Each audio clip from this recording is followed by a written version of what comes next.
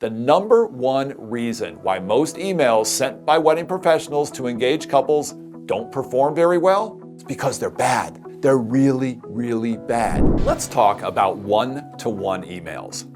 Those exchanges between you and a prospective customer where you answer their questions and try to convince them to do business with you. Before a couple buys your product or service, they want a personal connection with you. They are only going to buy your product or service if they like you, if they trust you, and feel comfortable with you. You're asking the engaged couple to trust you with one of the most important days of their lives. You are asking them to spend hundreds or thousands of dollars with you. Email is one of the least personal of all communication methods. So do you see the disconnect? Convincing a prospective customer to select you over everyone else usually requires something more personal than just an email. Now, if they tell you that they prefer to do everything by email, then by all means, abide by their wishes. But email communication at this stage of the process should be viewed almost as a last resort. Most wedding professionals have a much higher closing rate if they can get a couple to meet with them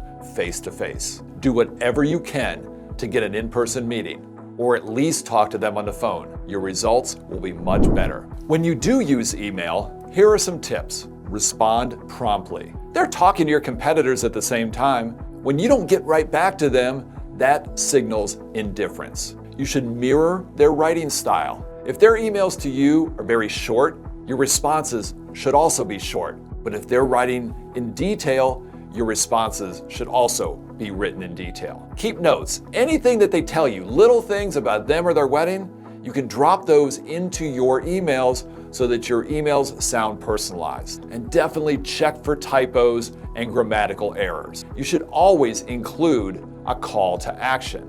Call to action can be make an appointment, schedule a tasting, take advantage of our offer, and always end your email with a question. It keeps the dialogue going. Do you want to know the number one reason why most emails sent by wedding professionals to engaged couples don't perform very well? It's because they're bad. They're really, really bad. Why? Here's an example, an actual email I saw recently. I only changed the name. Hi, I'm John Smith from John Smith Photography, and I have a great deal for you. Our wedding packages include 2 photographers, 8 hours of coverage, unlimited photos, online gallery, all editing and post-production, link to download all high-res files, copyrights to all photos. The price for this package is $29.50. Only half of this is due with contract and the rest is not due until the week of the wedding. We accept all major credit cards.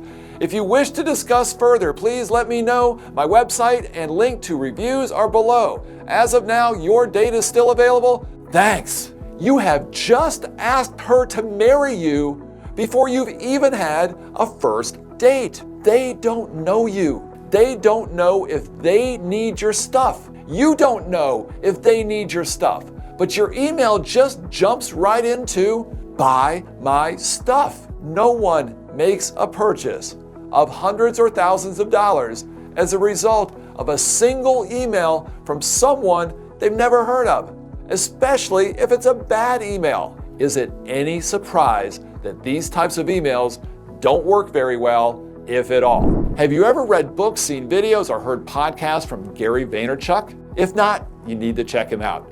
Gary V talks about the concept of jab, jab, jab, right hook, just like boxing. You give your prospects something, then you give them something else, then you give them something else before you go in for the sale. What can you give them? A free report, an invitation to an open house, some sort of special offer. Once you've softened them up, once you've jabbed them, they like you, they trust you, then you go in for the sale.